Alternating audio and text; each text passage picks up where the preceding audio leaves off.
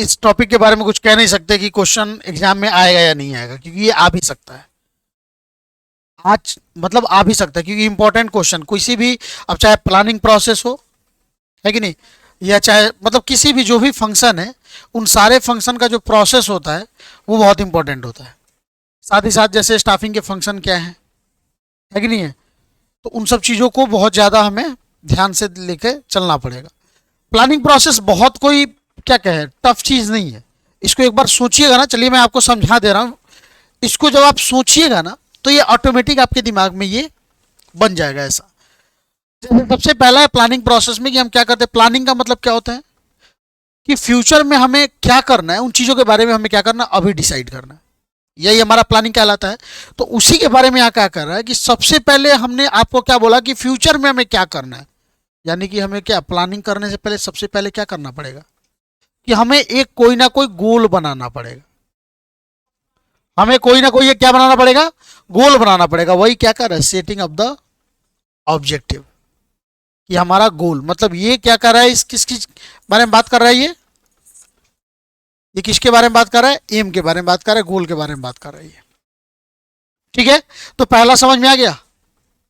पहला क्या करता है कि भाई हमें सबसे पहले एक गोल चाहिए, एक लक्ष्य चाहिए, जिसके लिए हमें क्या करना है, अलग अलग ऑप्शंस को ढूंढ के और जो उसमें बेस्ट ऑप्शन हो उसको क्या करना है, हमें अपने प्लानिंग में शामिल करना है। पहला काम ये करना है। दूसरा क्या करना है, डेवलपिंग प्रेमाइसेस।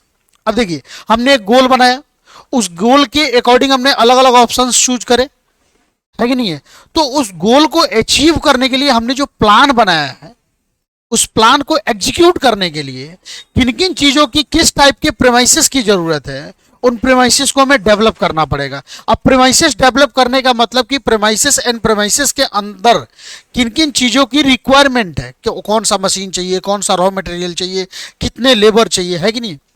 मतलब इन सब चीजों के बारे में हम क्या करते हैं, इस प्लानिंग में ही डिसीजन ले लेते हैं। मैं ये नहीं कह रहा हूं कि प्लानिंग प्रोसेस में ही हमें बिल्डिंग बना लेना है, हमें मशीन परचेज कर लेना है, हमें स्टाफ को हायर कर लेना है, ऐसा नहीं करना है। लेकिन उसके लिए पहले से हमारे पास एक आइडिया हो जाना चाहिए कि यदि मैं इस प्लान को एग्जीक्यूट करके अपने प्री डिटरमाइंड गोल को अचीव करना चाहता हूं, तो उस गोल को अचीव करने के लिए हमारे पास मतलब इंफ्रास्ट्रक्चर कैसे होने चाहिए, हमारे पास किन किन चीज़ों की अवेलेबिलिटी होनी चाहिए। तो वही क्या कर रहा है हमारा डेवलपिंग प्रेमाइसेस। अब डेवलपिंग प्रेमाइसेस में आप चल के आगे जब देखिएगा तो इसमें क्या आएगा आपको, सॉरी डेवलपिंग प्रेमाइसेस में कुछ पॉइंट्स हैं जो छूटे हुए हैं। ये बुक, इसमें कुछ पॉइंट्स हैं जो छूटे हुए हैं, तो कहाँ है, हाँ डेवलपिंग प्रेमाइसेस में हो गया आपको क्या, टेंजिबल और इनटेंजिबल प्रेमाइसेस। हमारे पास टेंजिबल प्रेमाइसेस में क्या क्या हो सकते हैं जरा बताइए। लाइक वही मशीन, फिक्स्ड एसेट्स, घर वगैरह, उसमें नहीं दे रखा है वही चीज़ है। ठीक है, एक एग्जाम्पल के तौर पे जो मैंने अभी आपको बताया वही चीज़ें हैं। फिर उसके बाद क्या करें यहाँ पे, इंटरनल एंड एक्सटर्नल प्रीमाइसेस। अब एक तो हो गया कि सारा का सारा टेंजिबल इंटेंजिबल कितना होना चाहिए, हम किसी के दूसरे के गुडविल पे पास, इंटेंजिबल जैसे किसी गुडविल पे हम काम करना चाहते हैं, कोई ऐसे प्रोडक्ट को लेके काम करना चाहिए जिसका पेटेंट राइट होना हमारे पास जरूरी है। हमारे पास नहीं है तो हम किसी दूसरे जिसके पास उसका पेटेंट राइट है उससे हम क्या करेंगे, परचेज करेंगे, है कि नहीं है। तो इन सब चीज़ों को भी, इन सब चीज़ों की भी ज़रूरत है। उसके बाद क्या होता है हमारा, इसी के अंतर्गत हमने एक और पॉइंट बना रखा है इसमें, जिसमें इंटरनल एंड एक्सटर्नल प्रीमाइसेस। मतलब हमारे बहुत सारा जो भी हमारा इंफ्रास्ट्रक्चर चाहिए, जो भी चीज़ें जिनकी रिक्वायरमेंट्स है अपने इस गोल को अचीव करने के लिए, उसमें होता है इंटरनल एक्सटर्नल। मतलब कुछ चीज़ें जो अंदरूनी होनी चाहिए और कुछ चीज़ें जो बाहर से हमें क्या करना है, कलेक्ट करना है। जैसे रॉ मटेरियल्स होगा, ये सब कहाँ से आएगा, बाहर से आएगा, है कि नहीं। हमारे पास मशीन का क्या होगा, वो क्या हो जाएगा, हमारा इंटरनल हो जाएगा मैटर। हमारे पास ऑनरशिप कंट्रोल कैसा होना चाहिए, सब इंटरनल। तो इन सब चीज़ों के बारे में बात करना है, किसके अंतर्गत आता है, डेवलपिंग प्रेमाइसेस। ओके, फिर अगला क्या कहता है, फिर अगला कहता है listing the various alternatives for achieving the objective. अब हमने क्या कर दिया है कि प्लानिंग में ही एक्चुअल में हम क्या करते हैं, मैंने बोला ही कि अपने गोल को अचीव करने के लिए हमें बहुत सारे ऑप्शंस को, मतलब एक मंजिल हमने बनाया है। अब उस मंजिल पे जाने के लिए ना हमारे पास बहुत सारे रास्ते हैं, उनमें जो सबसे बेस्ट रास्ता है उसका हम क्या करते हैं, चुनाव करते हैं। अब हो सकता है वो ऑप्शन एक हो, दो हो, तीन हो, मतलब बेस्ट अल्टरनेटिव्स का हम चुनाव करते हैं, टॉप बेस्ट। तो यूं समझ लीजिए रैंक वाइज हम उसका क्या कर देंगे, लिख देंगे कि रैंक 1 पे कौन आ रहा है, रैंक 2 पे कौन, रैंक 3 पे कौन, है कि नहीं। उसके अकॉर्डिंग कि रैंक 1 अगर हमारा फेल हुआ तो रैंक 2 पे जाएंगे, फिर रैंक 3 पे जाएंगे। ऐसा करके तो हमने क्या कर रखा है कि लिस्टिंग द वेरियस अल्टरनेटिव्स, अलग अलग रास्तों को हमने क्या कर रखा है, बना रखा है। ठीक है, हाँ हो वही चीज तो मैं कह रहा हूँ कि उसको रैंक वाइज आप कर लो, और उसमें जो बेस्ट हो आपको पहले उसको परफॉर्म करो। अगर वो फेल्यूर हो रहा है तो सेकंड ऑप्शन आप चूज करो, है कि नहीं। तब रास्ते एक से ज्यादा आप कैसे यूज कर सकते हो फिर, किस चीज का। उसने ये बना रखा है कि एक से ज्यादा आप बनाकर रखो, लेकिन उसको यूज कैसे कर सकते हो, आप कोई एक ही ना यूज करोगे। आप पढ़ने का एक ही तरीका यूज करोगे ना, या तो दिन में पढ़ोगे नहीं तो रात में। ऐसा कैसे होगा कि दो प्लान आपने कर लिया, एक एज पर नाइट और एक एज पर डे, और दोनों को आप एग्जीक्यूट कर लोगे एक साथ। हम्म, कौन सा। तो ये अलग अलग एरियाज के अलग अलग ऑप्शंस हो गए सेम चीज। हाँ तो वो चीज तो मैं खुद ही कह रहा हूं, वो चीज तो मैं खुद ही कह रहा हूं, एक काम के लिए आप दो अल्टरनेटिव्स का एक साथ यूज नहीं कर सकते। ये अलग अलग काम हो गया कि by adding more line of products, ये अलग अलग प्रोडक्ट्स या तो हम उसमें ऐड कर दें, या ऑफरिंग डिस्काउंट, लोगों को हम अपने एग्जिस्टिंग प्रोडक्ट पे ही क्या कर सके, डिस्काउंट दे के हम अपने ऑर्गेनाइजेशन को आगे बढ़ा ले, है कि नहीं। या उसके बाद क्या करा है जरा बताइए, by increasing expenditure on advertisement, या एडवर्टाइजमेंट पे हम अपने एक्सपेंडिचर को बढ़ाकर और लोगों के सामने अपने प्रोडक्ट के बारे में, प्रोडक्ट के फीचर्स के बारे में बताएं, ताकि ज़्यादा से ज़्यादा हमारे पास डिमांड है हमारे प्रोडक्ट का। तो ऐसे बहुत सारे अल्टरनेटिव ऑप्शंस हैं जिसके जरिए हम क्या कर सकते हैं, हम अपने प्लान, अपने गोल को अचीव करने के लिए अपने प्लान को एग्जीक्यूट कर सकते हैं। तो जो मतलब, एक बात बताएं, वीडियो बहुत लंबा चला जाएगा, टाइम हम लोग के पास बहुत कम है, उसका कोई एग्जाम से रिलेटेड नहीं है। मैं फिर बता रहा हूँ आपको, नॉलेज पॉइंट ऑफ व्यू से एग्जाम बाद आप फिर मिलें, फिर डिस्कस करेंगे हम, क्योंकि इसमें बहुत सब एक नहीं 200 एग्जाम्पल इसमें मिलेंगे। लेकिन अगर हम लोग इसी में वीडियो बढ़ाने लगे तो बहुत ज़्यादा लंबा हो जाएगा, फिर हमारा लीडरशिप कभी ख़त्म नहीं होगा, ये भी ध्यान रखिएगा। तो हम आपको पहले ही बोल रखे हैं कि दिसंबर जनवरी में प्लीज़ आप लोग इसको बहुत डिटेल में मत जाएं, किसी भी चीज़ को एग्जाम ओरिएंटेड आप पढ़ाई करें। ये आया समझ में, क्या करा हमने, लिस्टिंग द वेरियस अल्टरनेटिव्स, मतलब हमें अपने गोल को अचीव करना है। हमारा अपना एक गोल बना लिया, हमें सेल बढ़ाना है। अब सेल बढ़ाने के बहुत सारे तरीके हैं कि मैं या तो प्रोडक्ट को बहुत ज़्यादा कर दूं, या तो मैं डिस्काउंट को बढ़ा दूं। हाँ अब आप कह रही हैं दो अल्टरनेटिव्स एक साथ, लीजिए भाई, मैं प्रोडक्ट को भी अपने बढ़ा दे रहा हूँ और भी दो चार प्रोडक्ट ऐड कर दे रहा हूँ अपने बिजनेस में, और साथ ही साथ मैं कुछ डिस्काउंट भी दे दे रहा हूँ ताकि नए कस्टमर्स जुड़े। तीसरा भी मैंने ऐड कर दिया कि मैंने प्रोडक्ट भी बढ़ाया, मैंने डिस्काउंट भी ऐड किया, और मैंने साथ ही साथ अपना एडवर्टाइजमेंट भी ज़्यादा कर दिया।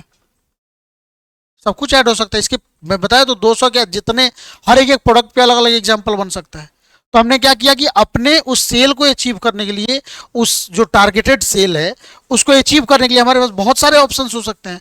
तो उन ऑप्शंस को बढ़ाइए और देखिए कि आपके लिए सबसे बेस्ट ऑप्शन कौन है, वही आगे कहेगा। अब आगे क्या करें, इवेल्युएट ऑफ डिफरेंट अल्टरनेटिव्स। अब इवेल्युएशन करना, इवेल्युएशन करना मतलब अब ये देखना है कि हमने जितने ऑप्शंस बना रखे हैं अपने गोल को अचीव करने के लिए, उसमें सबसे प्रॉफिटेबल मेरे लिए कौन है। हम ये देख रहे हैं कि अगर मैं लोगों को डिस्काउंट दे रहा हूं तो हमारा डिमांड कितना तक जा सकता है, इससे हमारा सेल कितना तक बढ़ेगा, और इससे हमारा प्रॉफिट कितना बढ़ेगा। अगर मैं डिस्काउंट के अलावा अगर मैं क्या कर रहा हूं कि मैं अपने प्रोडक्ट में और भी ऐड कर दे रहा हूं प्रोडक्ट, तो उसके अकॉर्डिंग क्या होगा। अगर मैं एडवर्टाइजमेंट बढ़ा रहा हूं तो उसके अकॉर्डिंग क्या होगा। तो इसमें जो सबसे बेस्ट अल्टरनेटिव होगा, अब आपको चाहते हो कि नहीं दो अल्टरनेटिव मिलके सबसे बेस्ट हो, तो दोनों अल्टरनेटिव लगाओ। तीन मिलके बेस्ट हो रहा है, तीनों लगाओ, रोक टोक थोड़े ना, इसमें कोई लॉ थोड़े ना है। तो आपके लिए जो सबसे प्रॉफिटेबल होने वाला ऑल्टरनेटिव्स, उसको क्या कर लेना आपको। तो यहाँ पे अभी चुनाव नहीं करना है, यहाँ पे सबके अपने अपने एडवांटेज और सबके अपने अपने डिसएडवांटेज, इसको पहले लिखो, इसको इवेल्युएट करो कि किसके कितने, कौन से ऑप्शंस को मैं लागू करने वाला हूं तो उससे कितने हमें बेनिफिट होने वाले हैं और कितने लॉस होने वाले हैं। उसको आपको क्या करना है, क्योंकि आप क्या कर रहे हो, प्रोडक्ट बढ़ा रहे हो, तो उसके लिए अलग अलग क्या कहते हैं प्रीमाइसेस भी आप बढ़ाना पड़ेगा आपको, और भी कैपिटल इन्वेस्ट करना पड़ेगा। तो उस जितना कैपिटल इन्वेस्ट करो उसके अकॉर्डिंग आपको प्रॉफिट हो रहा है कि नहीं हो रहा है। जितना रिस्क आप बियर करने जा रहे हो, क्योंकि नया प्रोडक्ट लाओगे तो उसमें रिस्क भी तो रहेगा। तो चलो आप सिर्फ प्रॉफिट देख रहे हो, अगर लॉस हुआ तो आपका कितना लॉस होगा, सब चीज़ों को देख के। वैसे डिस्काउंट दे रहे हो तो कितना आप डिस्काउंट दे रहे हो, उससे कितना आपका प्रॉफिट मार्जिन में कितनी कमी आ रही है, मतलब हर चीज के बारे में आप डिटेल से क्या करो, इसमें पूरा का पूरा एक चार्ट बना लो, और तब उसके बाद देखो कि आपके लिए सबसे बेस्ट अल्टरनेटिव क्या है। Selecting and alternatives. अब आपने सबको क्या कर रखा है, चार पांच ऑप्शंस बनाए थे, चार पांचों के आपने बना रखे थे एक लिस्ट पूरा कि इसमें कौन सबसे बेस्ट है, कौन उससे थोड़ा डाउन है, सबका बेस्ट बनाकर उसमें आपने देखा जो सबसे बेस्ट है उसको आपने क्या कर लिया, अपने पास सेलेक्ट करके रख लिया कि अब हम इसी अल्टरनेटिव्स पे चलेंगे। तो वही हो गया, सेलेक्टिंग एंड अल्टरनेटिव्स हो गया, और इम्प्लीमेंट द प्लान। अब प्लान में आपने इसी को करा, अब आप क्या करोगे, इसके अकॉर्डिंग आप प्लान को इम्प्लीमेंट कर दोगे अपने गोल को अचीव करने में, कि भाई हम लोग एक काम करते हैं, और भी प्रोडक्ट हम लॉन्च करने जा रहे हैं अपने कंपनी के, यह काम करते हैं हम डिस्काउंट देने जा रहे हैं अपने कस्टमर्स को और भी ज़्यादा, है कि नहीं, ये सारा कुछ हो सकता है। और उसके बाद हमें क्या करना है, टाइम टू टाइम उसको फॉलो अप करते रहना है कि जैसा मैंने प्लान बनाया है, क्या उसी प्रकार से जिस सोच के साथ मैंने प्लान बनाया है, क्या उसी के साथ उसी के जैसा क्या मेरा प्लान वर्क कर रहा है या नहीं कर रहा है। तो इन सब चीज़ों को आपको क्या करना है, फॉलो अप करना है। तो यही हमारा क्या रह जाता है, प्रोसेस ऑफ प्लानिंग। कौन सा, कौन, अभी तो बताया, कौन सा, कौन सा। हाँ, तो सिक्योरिंग कॉपरेशन में आपको समझो कि एक तरह से फॉलो अप, ये देखना है, सिक्योर करना है कि हम यदि कोई प्लान एग्जीक्यूट करने जा रहे हैं, जैसे मान के चलिए हमने क्या कर दिया, मैंने वही चीज़ एक अभी हम लोग पढ़ रहे थे कहाँ पे, डायरेक्टिंग में, कि सब कोई अपना ढूंढता है, सब कोई अपने डिपार्टमेंट का बेनिफिट चाहता है। तो यहाँ पे प्लान के समय में ये भी सिर्फ ये नहीं कि हमें सेल टारगेट बढ़ा देना और हम उसके बाद प्रॉफिट को भूल जाए। अब डिस्काउंट तो हमने दे दिया, इससे क्या हो गया, हमारा बहुत ज़्यादा डिमांड आ गया मार्केट में, लेकिन उससे क्या हो रहा है, हमने डिस्काउंट इतना दे दिया कि कॉस्ट से लो पे जाके हमने कर दिया है। तो कॉस्ट से लो में जाएंगे तो हमें लॉस भी तो होगा। तो हमें कुछ ऐसा भी करना है कि सारे डिपार्टमेंट का कोऑपरेशन मिले, सारे लोगों को क्या हो, जो भी हमारा काम हो वो सिर्फ डिपार्टमेंट के लिए बेनिफिशियल ना हो, किसी इंडिविजुअल डिपार्टमेंट के लिए, बल्कि उस समूचे ऑर्गेनाइजेशन के लिए बेनिफिशियल हो। तो इसके अकॉर्डिंग हमें क्या करना है, प्लान को एग्जीक्यूट करना है। आई थिंक यही होगा। तो अलग होगा ना, ये एसबीपीडी है, वो पूनम गांधी है। बिल्कुल गलत नहीं है, बिल्कुल, इसमें कुछ भी नहीं, एक दो एक्स्ट्रा दिया होता है, नॉलेज के पॉइंट ऑफ व्यू से मैंने आपको ये भी बता दिया, हो गया। तो प्लानिंग प्रोसेस समझ में आ जाएगा। अब इसको क्या होगा कि याद नहीं करना पड़ेगा, आपने हमसे पूछ लिया, हमने आपको बता दिया, तो आपको याद नहीं करना पड़ेगा। थैंक यू, आप लोग थैंक यू बोलिए ना कि आप लोग